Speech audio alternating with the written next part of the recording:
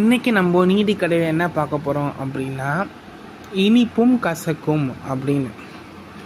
நம்ம எல்லாருக்குமே தெரியும், சுவாமி விவேகானந்தர் அவருடைய குருவாக இருக்கக்கூடிய பகவான் ஸ்ரீ ராமகிருஷ்ணர் பரமஹம்சர் பிரார்த்தனையின் முக்கியத்துவத்தை உலகுக்கு உணர்த்தியவர்.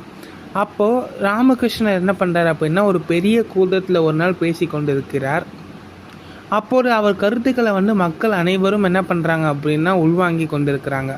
அப்போ ஒரு பெண்மணி என்ன பண்ணுறாங்க அப்படின்னா, ஒரு 5 வயசு அவங்க பையனை ராமகிருஷ்ணர்கிட்ட எடுத்துன்னு வந்து சொல்கிறாங்க, இந்த மாதிரி சுவாமி என் பையன் அளவுக்கு மீறி என்ன பண்ணுறான் அப்படின்னா இனிப்புகளை சாப்பிட்றான் அப்படின்னு. அப்போ சுவாமி என்ன சொல்கிறாரு அப்படின்னா, நீ 1 வாரம் கழித்து வாமா அப்படின்னு சொல்கிறாரு. ஆனால் பெண்மணிக்கு எதுவுமே புரியலை, ஏன் சுவாமி 1 வாரம் கழித்து வர சொல்கிறாரு அப்படின்னு. சரி, அந்த பெண்மணி என்ன சொல்கிறாங்க, பதில் எதுவும் பேசாமல் திருப்பி போகிறாங்க. அதுக்கப்புறம் 1 வாரம் கழித்து என்ன பண்ணுறாங்க அப்படின்னா, திருப்பி அந்த பையனை பகவான் ராமகிருஷ்ணர்கிட்ட எடுத்துன்னு வராங்க. அப்போ பகவான் ராமகிருஷ்ணன் என்ன சொல்கிறார் அப்படின்னா, தம்பி, அளவுக்கு மீறி நம்ம இனிப்பு சாப்பிட்டோம் அப்படின்னா பூச்சியெல்லாம் வரும், அதனால் நம்மளை பூச்சி கடிக்கும், அதனால் நீ சாப்பிடக்கூடாது அப்படின்னு சொல்கிறாரு. அதுக்கப்புறமா உடல் நலம் பாதிக்க போகிறோம் அப்படின்னு சொல்லிட்டு ஒரு அறிவுரை கொடுக்குறாரு.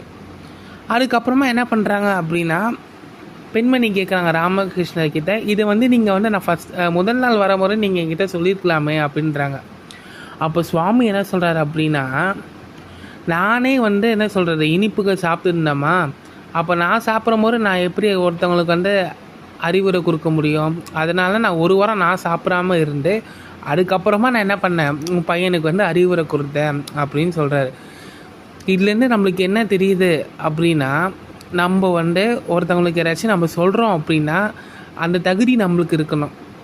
பிறருக்கு அறிவுரை கூறுவதற்கு முன்பு நம்ம நல்ல வழியில் இருக்கோமா அப்படின்னு தெரிஞ்சுட்டு அதுக்கப்புறமா நம்ம அறிவுரை கொடுக்கறது நல்லது அப்படின்னு நம்ம இந்த கதை மூலம் தெரிஞ்சுக்கிட்டோம்.